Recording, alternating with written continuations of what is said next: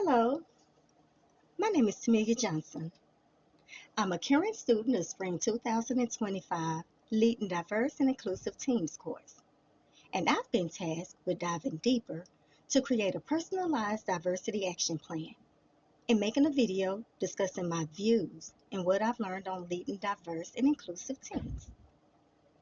The first questions asked discuss why team diversity and inclusion is important for teams. Team diversity and inclusion is crucial for the overall success and sustainability of organizations. Why? Well, there are several reasons why these elements are essential. Reason number one, enhance creativity and innovation. Diversity brings together individuals from various backgrounds, experience, and perspectives. This variety fosters creativity as team members challenge each other's ideas and contribute unique solutions to problems. For instance, a diverse team is more likely to generate innovative ideas and find creative approaches to complex problems due to their varied experiences. Number two, improve decision making. Diverse teams tend to make better decisions due to the richness of viewpoints and the rigorous decision of different perspectives. Studies have shown that diverse teams can outperform harmonious teams, especially when tackling complex tasks, as they examine information more thoroughly and consider multiple angles before reaching a conclusion. Number three, broader market reach. Teams that reflect a wide range of demographics, such as ethnicity, gender, and even age, can better understand and serve diverse customer bases. This alignment helps organizations to discuss products, services, and marketing strategies that appeal to a broader audience, thereby gaining a competitive advantage in diverse markets. Number four, increase employee engagement and retention. Inclusive environments where diversity is respected and valued often lead to higher employee satisfaction and engagement. When team members feel valued for their unique contributions and have equal opportunities for advancement, they are more likely to stay committed to the organization. This reduces turnover rates and associated costs. Number five, enhance company reputation. Organizations known for their commitment to diversity and inclusion often enjoy a stronger reputation both internally and externally. Such an image can attract top talent who want to work in a supportive and fair environment and can also build trust and credibility with clients and stakeholders. Number six, better performance. Empirical evidence suggests that diverse and inclusive teams often outperform their more harmonious counterparts. By leveraging the full potential of all team members, organizations can achieve higher levels of productivity and effectiveness. Number seven, reflecting societal values. Emphasizing diversity and inclusion supports societal values of equality and social justice. As organizations become more representative of society, they contribute positively to reducing inequalities and fostering a culture of respect and inclusivity, in the workplace. Number eight, legal and compliance consideration.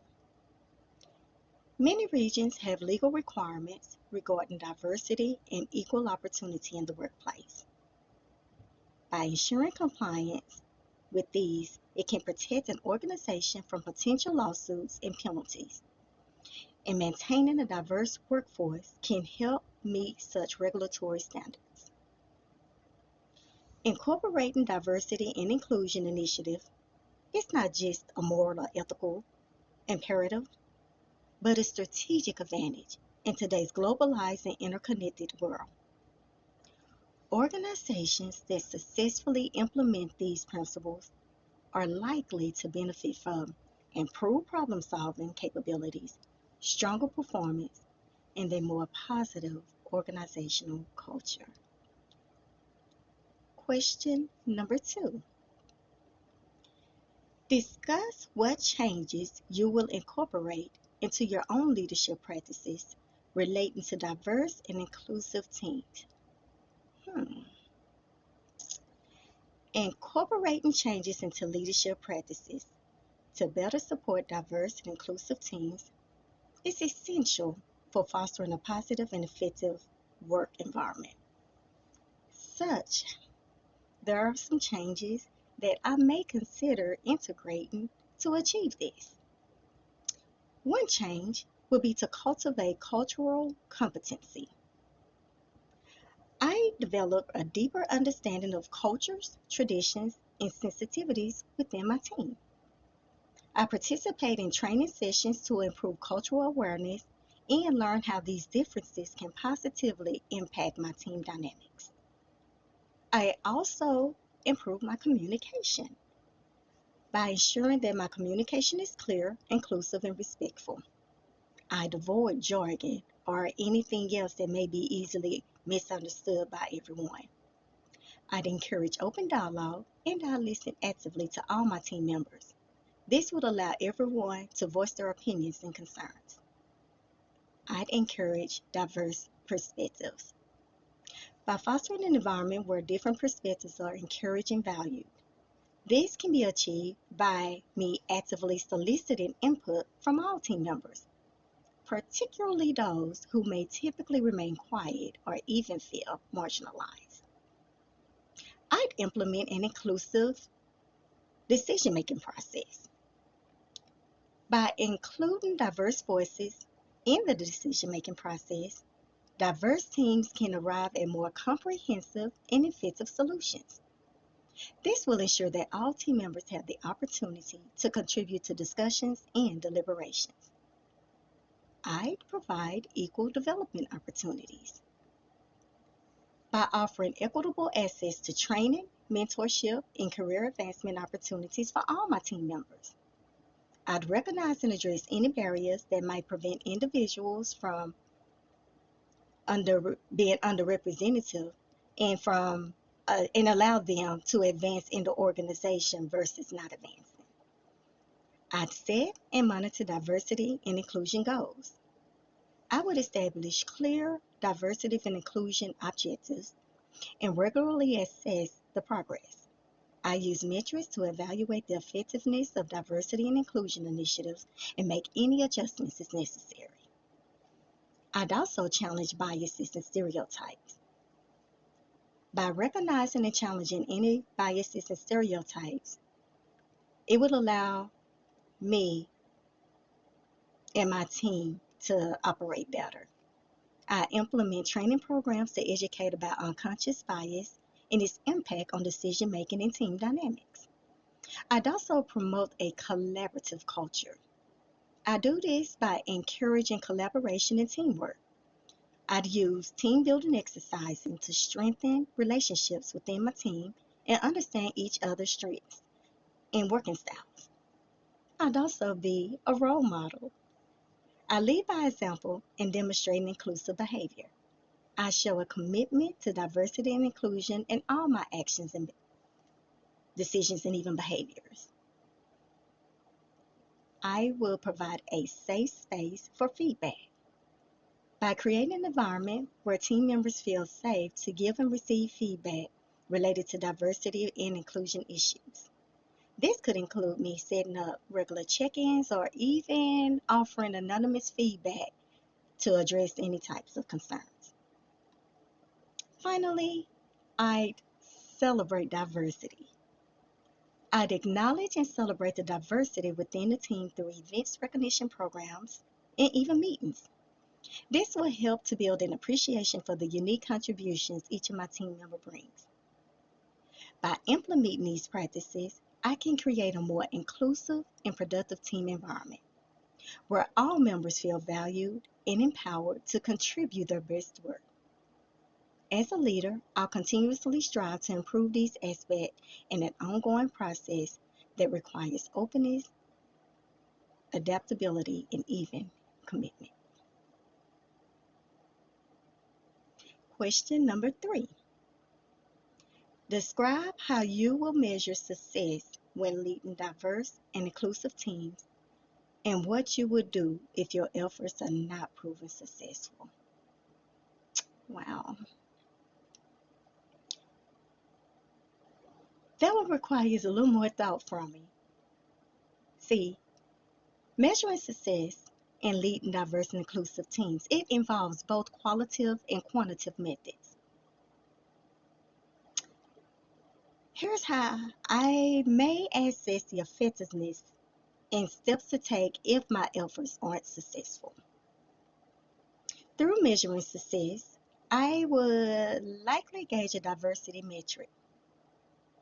Representation. I track the demographic makeup of my team compared to industry or regional benchmarks.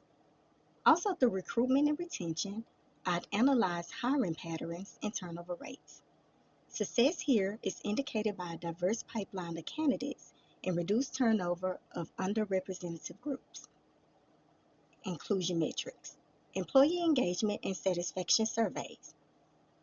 Regularly used surveys through its use will gauge how included team members feel. Asking questions about their sense of belonging and respect within the team is what I do. Participation rate. Through monitoring participation in meetings, projects, and the decision-making process. Inclusive teams should see equitable involvement across all demographics. Performance metrics. Team performance. I'd evaluate productivity, creativity, and innovation levels. Diverse and inclusive teams often show improvements in problem solving and idea generation. Feedback and recognition. I track how often contributions from diverse team members are recognized and how feedback is offered across different demographics. Qualitative assessments. Open discussion and focus groups. By conducting regular meetings and focus groups, it'll allow me to understand the team dynamics and feelings about inclusivity. One-on-one conversations. I'd have regular check-ins with team members to gather qualitative insights about their experiences. Steps that I take if my efforts aren't successful. 1. I'd review and reflect. By analyzing existing strategies to pinpoint any areas of failure, I'd consider whether the issues lie in recruitment, retention, communication, or cultural barriers. 2. I solicit feedback. By actively seeking feedback from my team members on what isn't working and what changes they feel could improve them being inclusive. This can particularly be done through anonymous surveys, and that is quite helpful. 3. I'd adjust goals and strategies if needed. Based on feedback and analysis, I revise diversity and inclusion goals and strategies. This might include changing recruitment approaches, altering my communication styles, or even refining my inclusion policies. Number 4, increase training and development.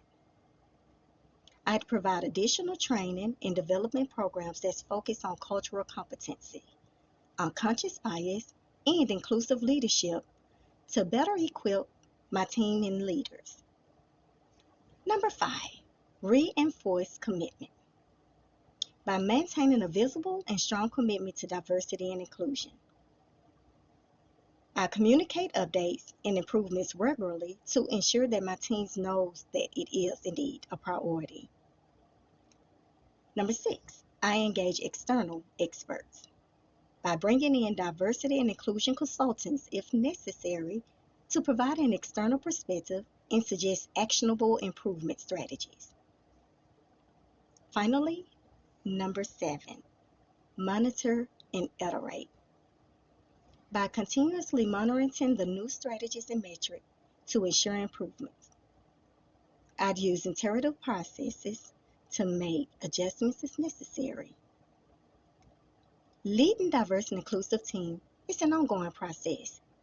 It requires adaptability, commitment, and ongoing evaluation.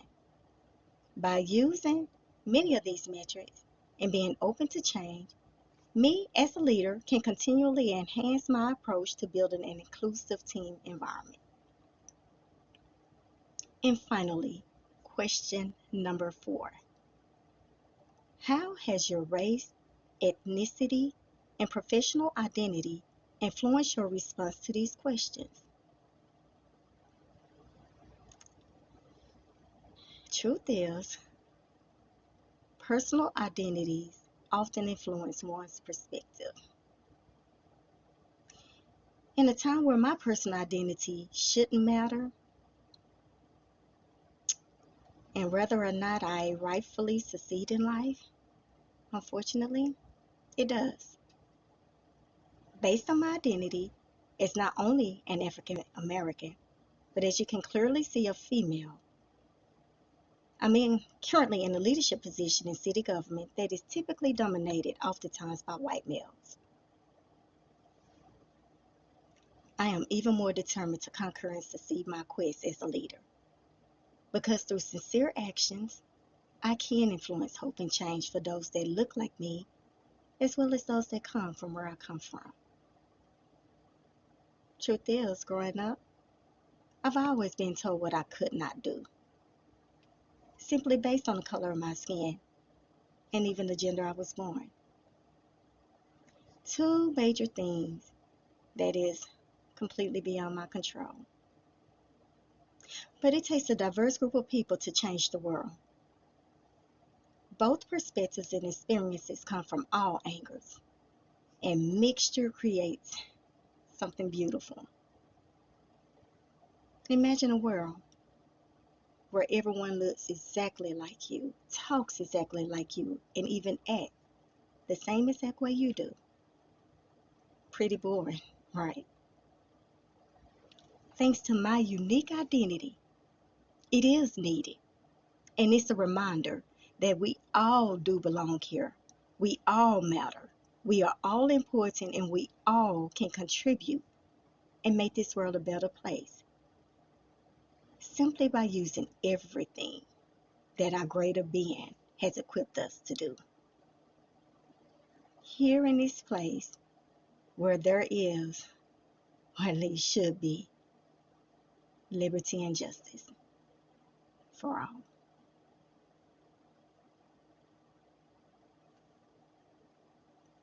Thank you.